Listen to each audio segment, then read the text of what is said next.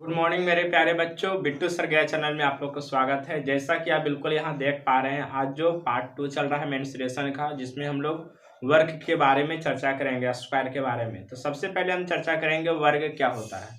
जैसा कि पिछले क्लास में आप पढ़ चुके थे आयत, तो आयत का परिभाषा में अगर देखा जाए तो वह चतुर्भुज जिसके आमने सामने की भुजा बराबर होती थी तथा प्रत्येक कोण 90 डिग्री होता था, तो उसको हम क्या बोलते थे? आयत। आयत का अगर क्षेत्रफल का फॉर्मूला देखा जाए तो क्या होता है? लंबाई गुने चौड़ाई।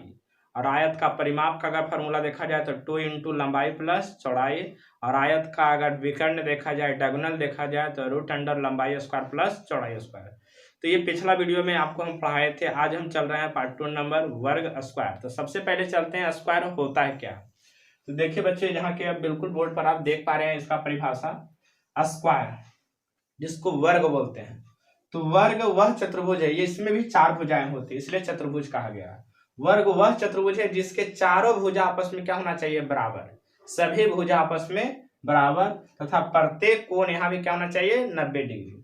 तो वर्ग एक ऐसा चतुर्भुज है जिसके चारों भुजा क्या होना चाहिए? बराबर। माने ए बी बराबर, बी डी बराबर, डी सी बराबर, सी ए, सब भुजा बराबर तथा प्रत्येक कोण कितना डिग्री होना चाहिए? 90 डिग्री परपेंडिकुलर का ये पहचान होता है। तो वैसे आकृति को हम लोग क्या बोलते हैं? वर्ग बोलते हैं। चलिए, इसका सबसे पहला अगर देखा जाए हमारा फॉर्मूला, तो वर्ग का क्षेत्रफल। आप जानते हैं कि आयत का क्षेत्रफल होता है लंबाई गुने चौड़ाई। किसी भी चीज का अगर क्षेत्रफल का मतलब ही होता है लंबाई चौड़ाई के साथ जो स्थान घेरता है उसी को बोलते हैं क्षेत्रफल। क्षेत्रफल का मतलब लंबाई चौड़ाई जितना भी स्थान घेर रहा है दोनों को मल्टीपल कर देंगे, वही क्या होगा? हमारा क्षेत्रफल होगा। तो इसका लंबाई हुआ भुजा, चौड़ाई भी हुआ भुजा, तो भुजा गुने भुजा, तो भुजा स्क्वायर हो गया।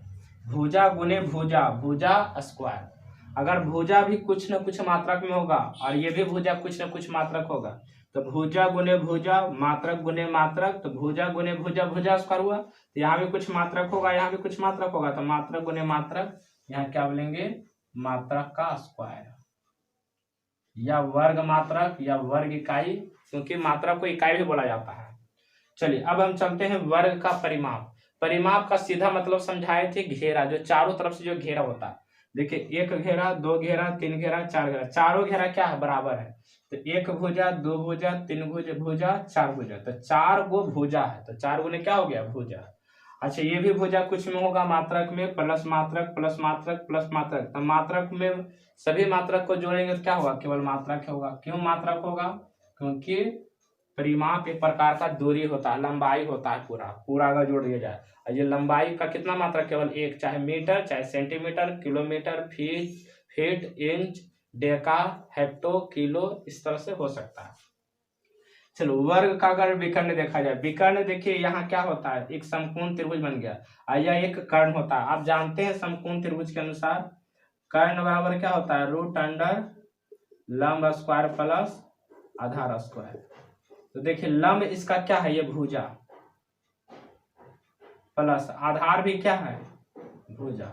तो भुजा स्क्वायर प्लस भुजा स्क्वायर, कर्ण बराबर लंब स्क्वायर प्लस आधार स्क्वायर। क्योंकि ये समकोण त्रिभुज में है। पाइथागोरस प्रमेय से होता है कि किसी भी समकोण त्रिभुज में अगर एक कोण, किसी भी त्रिभुज का एक कोण अगर 90 डिग्री है तो समकोण त्रिभुज होगा। वैसे त्रिभुज में बड़े भुजा का वर्ग शेष दो छोटे भुजा के वर्गों के योग के बराबर होता है। यानी कह सकते हैं कि जो समकोण त्रिभुज में सबसे बड़ा भुजा होता है वो क्या होता है?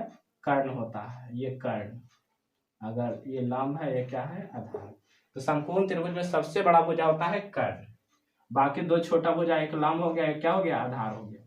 तो कर्ण बराबर लंब स्क्वायर प्लस आधार स्क्वायर, यही है पाइथागोरस प्रमेय। पाइथागोरस जो थे थेल्स का शिष्य था। ये चीज धीरे धीरे हम लोग जब आगे बढ़ेंगे तो जानेंगे। तो देखिए, भुजा स्क्वायर प्लस भुजा स्क्वायर क्या हो गया? एक भुजा स्क्वायर, एक भुजा स्क्वायर, तक कै भुजा स्क्वायर? दो भुजा स्क्वायर। एक भुजा स्क्वायर, एक भुजा स्क्वायर, कै भुजा स्क्वायर? दो भुजा स्क्वायर। चलिए, दो को का वर्गमूल तो नहीं निकलेगा, तो दो रह गया अंदर रूट में, लेकिन दो गो भुजा है तो भुजा गुने भुजा, तो दो गो वर्गमूल में क्या होता है? दो गो का जोड़ा लगाया जाता है, यानी भुजा गुने भुजा, दो गो भुजा का वर्गमूल क्या भुजा? एक भुजा। तो ये हुआ रूट 2 इंटू भुजा। आई हो बिल्कुल चीजों को समझ गए होंगे, इसे उतार लीजिएगा। यानी सीधा समझिए, कर्ण बराबर रूट अंडर लंब स्क्वायर प्लस आधार स्क्वायर, और ये कर्ण लंब क्या है? भुजा, आधार भी क्या? भुजा, तो भुजा स्क्वायर प्लस भुजा स्क्वायर। एक भुजा स्क्वायर, एक भुजा स्क्वायर, कै भुजा स्क्वायर? दो। देखिए, एगो एक्स स्क्वायर, एगो एक्स स्क्वायर जोड़ेंगे तो क्या एक्स स्क्वायर, दो गो एक्स स्क्वायर। वैसे यहाँ हो गया, तो ये हो गया √2 का वर्गमूल नहीं निकलता परफेक्ट रूप से, पूर्ण वर्गमूल, इसे √2 रह गया अंदर में। दो गो भुजा, जिसे देखिए 2 × 2, तो इसका वर्गमूल कहा जाता है एगो 2, तो भुजा गुने भुजा, इसका वर्गमूल क्या होगा, एगो भुजा। इस चीजों को समझिएगा, तो इसका क्या होगा, √2 × भुजा, वर्ग का विकर्ण क्या होता है, √2 × भुजा। अब जो आपको यहाँ बताने वाले हैं इसको ध्यान से समझिएगा, क्योंकि ये बहुत इंपॉर्टेंट चीज है। फार्मूला तो सभी लोग सब जानते हैं, लेकिन यहाँ पर कुछ महत्वपूर्ण बिंदु है जिसको जानना बहुत जरूरी है, और ये बहुत किताब में बहुत कम मिलता है, ये कंसेप्ट डेवलप करने पड़ता है अपने खुद से।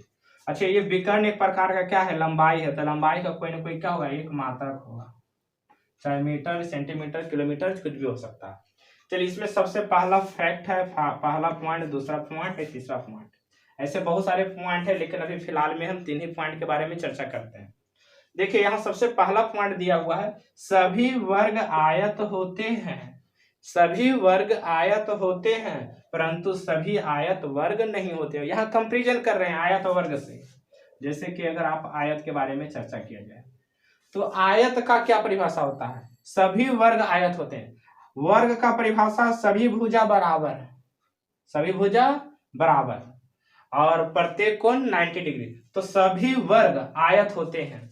तो सभी वर्ग को आयत होने के लिए आमने सामने की भुजा क्या होना चाहिए, बराबर। तो क्या वर्ग में भी तो आमने सामने की भुजा बराबर होता है, प्रत्येक कोण 90 डिग्री होता है। तो जितना वर्ग है सब आयत है, लेकिन जितना ये आयत है सब वर्ग नहीं है, समझिएगा, जितना सब आयत है वो वर्ग नहीं है, क्योंकि वर्ग का परिभाषा होता है सभी भुजा बराबर और प्रत्येक कोण 90 डिग्री। तो सभी वर्ग जो है आयत है, क्योंकि आयत का प्रॉपर्टीज क्या है, आमने वर्ग को आयत होने के लिए सब आमने सामने की भुजा क्या होना चाहिए, बराबर। तो एक भुजा देखिए इसके सामने बराबर, एक भुजा इसके सामने बराबर, प्रत्येक कोण क्या है, 90 डिग्री। तो ये कंडीशन क्या है, बिल्कुल यहाँ सही है। तो पहला क्या है, सभी वर्ग आयत होते हैं, सभी वर्ग जो है आयत होता है, लेकिन सभी आयत वर्ग नहीं हो सकता है, क्योंकि आयत को वर्ग होने के लिए सब भुजा बराबर होना चाहिए, लेकिन ये कभी संभव नहीं है। आयत में जो सभी आयत है वो वर्ग नहीं हो सकता है, क्योंकि इसका देखिए सभी भुजा आपस में बराबर है, नहीं है। दूसरा लिखा हुआ पॉइंट, यदि आयत एवं वर्ग का परिमाप जो है समान है, तो वर्ग का क्षेत्रफल आयत के क्षेत्रफल से क्या होता है, बड़ा होता है। इसे समझिएगा, यदि माने कि आयत एवं वर्ग का परिमाप बराबर है, आयत और वर्ग का परिमाप क्या है, बराबर है। जैसे मान लीजिए ये आयत है, इसका भुजा मान लेते हैं 8 है, 8 मीटर, इसका 4 मीटर, तो 4 मीटर, तो ये भी 4 मीटर होगा, ये 8 मीटर होगा। और देखिए ये 8 8 16 4 20 4 24, तो 24 हो गया, इसका परिमाप बराबर कर देते हैं 6 मीटर, 6 मीटर, 6 मीटर, 6 मीटर। यहाँ दोनों का परिमाप क्या है, दोनों का जो परिमाप है वो क्या है, बराबर है। देखिए 8 8 16 16 4 20 और 4 24, परिमाप का फॉर्मूला क्या होता है, 2 × L + B। तो 2 × L कितना है, 8, B कितना है, 4 मीटर। तो 2 × 8 4 12, 12 दूनी 24 मीटर, याद का परिमाप हुआ। अब वर्ग का परिमाप अभी क्या जानते हैं, 4 गुने भुजा, सभी को परिमाप ने घेरा, 6 का 6 6 2 12 6 18 6 24, इसका परिमाप कितना है, 24, तो इसका भी परिमाप कितना है, 24। अभी दोनों का परिमाप क्या है, बराबर है। लेकिन अगर देखा जाए ये दोनों का क्षेत्रफल, तो देखिए इसका क्षेत्रफल होता है लंबाई गुने चौड़ाई, तो इसका जो क्षेत्रफल होगा 8 चौके 32 मीटर स्क्वायर, और इसका जो क्षेत्रफल होगा भुजा स्क्वायर, भुजा कितना है 6, 6 का स्क्वायर क्या हो गया 36, इसका क्षेत्रफल होगा भुजा स्क्वायर 36 मीटर स्क्वायर। अब देखिए समझिएगा, इसका परिमाप दोनों बराबर था, लेकिन देखिए क्षेत्रफल क्या है, आयत का क्षेत्रफल कम है और वर्ग का क्षेत्रफल क्या है, ज्यादा है। तो वही बोले, यदि यदि यदि आयत एवं वर्ग का परिमाप बराबर हो, तो वर्ग का जो क्षेत्रफल होगा वो आयत के क्षेत्रफल से क्या होगा, बड़ा होगा। देखिए बड़ा है कि नहीं, 36 आ गया, इसका 32। तो वही लिखे, यदि वर्ग और आयत का परिमाप बराबर हो, माने समान हो, तो वर्ग का जो क्षेत्रफल होगा वो आयत के क्षेत्रफल से, आयत के क्षेत्रफल से इसका मान क्या है, बड़ा है। आई हो बिल्कुल चीजों को समझ गए होंगे। अब चलते हैं तीसरा पॉइंट, यदि आयत एवं वर्ग का क्षेत्रफल बराबर है। अब हम क्षेत्रफल चलते हैं बराबर लेकर के। तो देखते हैं परिमाप किसका होता है बड़ा, किसका होता है छोटा। तो यदि आयत एवं वर्ग का क्षेत्रफल क्या है, समान हो, मान ले कि इसका क्षेत्रफल है